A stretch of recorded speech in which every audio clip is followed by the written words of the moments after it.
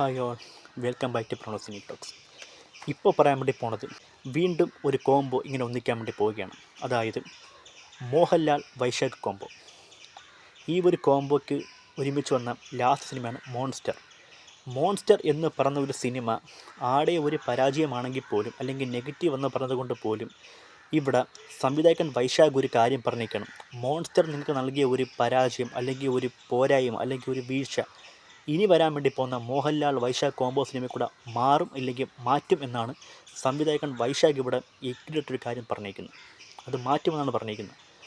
മോഹൻലാൽ വൈശാഖ് കോംബോയിൽ ആദ്യം വന്ന് ഇൻഡസ്ട്രി ഹിറ്റടിച്ച് 100 കോടി ക്ലബ് എന്ന ഒരു സ്വപ്നം മലയാള സിനിമയ്ക്ക് ഫസ്റ്റിലേക്ക് കൊടുത്ത സിനിമയാണ് പുലിമുരുകൻ. 2016 ഇറങ്ങിയ പുലിമുരുകൻ അന്നത്തെ ഏറ്റവും വലിയ മലയാള സിനിമയിലെ ഒരു കളക്ഷൻ റെക്കോർഡ് സിനിമയായിരുന്നു. ആ ഒരു കോംബോ പിന്നെ ഒന്നാണ് മോൺസ്റ്റർ. മോൺസ്റ്റർ സിനിമയെ പറ്റി ചെറുതായിട്ട് നോക്കിക്കഴിഞ്ഞാൽ ആ ഒരു സിനിമ പറയാൻ ആഗ്രഹിക്കുന്ന ഒരു കാര്യം എന്തായിരുന്നു, സ്റ്റോറിയിൽ എന്തെന്ന് നോക്കിക്കഴിഞ്ഞാൽ അത്ര നല്ലൊരു സ്റ്റോറിയാണ് പറഞ്ഞിരിക്കുന്നത്. ചില ആൾക്കാർക്ക് ഇഷ്ടപ്പെടുമായിരിക്കും, ഇഷ്ടപ്പെടാതിരിക്കുമായിരിക്കും. പിന്നെ ഫാൻസ് ഫൈറ്റ് എന്നൊരു സംഭവമുണ്ട്. ആ ഒരു ഫാൻസ് ഫൈറ്റ് എന്നൊരു സംഭവം ഈ ഒരു സിനിമയെ ഭയങ്കരമായിട്ട് ബാധിച്ചിരിക്കുന്നു. ഇൻ്റർനെറ്റിലും പല സോഷ്യൽ മീഡിയയിലും സിനിമേനെ നെഗറ്റീവും ഡീഗ്രേഡിങ് ആക്കാൻ വേണ്ടിയുള്ള ക്യാമ്പയിൻ വരെ നടന്നിട്ടുണ്ട്. നമ്മൾ നോർമലി മോൺസ്റ്റർ സിനിമ നോക്കിക്കഴിഞ്ഞാൽ സമൂഹത്തിലെ ഒരു പറഞ്ഞു കഴിഞ്ഞാൽ ഒരു ലെസ്ബിയൻ എന്ന് പറഞ്ഞ ഒരു കമ്മ്യൂണിറ്റിക്കുള്ള ഒരു പ്രശ്നങ്ങളും കാര്യങ്ങളും ആക്ഷൻ പാക്ക് പടമായിട്ട് ചൂണ്ടിക്കാണിക്കാനും ഒരു ഇൻവെസ്റ്റിഗേഷൻ ത്രില്ലറിൽ കൊണ്ടുപോകാനാണ് സിനിമ ശ്രമിച്ചിരിക്കുന്നത്. അത് മനസ്സിലാക്കി കഥാപശ്ചാത്തലവും കാര്യങ്ങളും നോക്കി കണ്ടു കഴിഞ്ഞാൽ മോൺസ്റ്റർ ഒരു നല്ല സിനിമയായിട്ട് എനിക്ക് തോന്നിയിരിക്കുന്നത്. അത് ഈ സിനിമ ഇറങ്ങിയ സമയത്ത് ഇവിടെ കുറേ ഡീഗ്രേഡിങ്ങും ക്യാമ്പയിനും നടന്നതാണ് ഈ സിനിമ ആടെ പരാജയമായി പോകാൻ വേണ്ടി കാരണം. ഞാൻ മോൺസ്റ്റർ കണ്ട സമയത്ത് എനിക്ക് പേഴ്സണലി അതിലുള്ള പല സീക്വൻസുകളും ആക്ഷൻ പാക്കുകളും ഒക്കെ ഇഷ്ടപ്പെട്ടു. കഥ നന്നായിരുന്നു, സംവിധാനം സൂപ്പറായിരുന്നു, ഒക്കെ നന്നായിട്ട് എനിക്ക് തോന്നിപ്പോയി. പക്ഷേ ഡീഗ്രേഡിങ്ങും നെഗറ്റീവ് സ്പ്രെഡിങ്ങും കൊണ്ട് പടം ഫ്ലാറ്റ് ടൈപ്പ് എന്ന് പറഞ്ഞാൽ മതി. അങ്ങനെ ഇനി ഒരു അവസരം വരാതിരിക്കാൻ വേണ്ടി സംവിധായകൻ വൈശാഖ് ശ്രമിക്കുമെന്നാണ് പറഞ്ഞിരിക്കുന്നത്.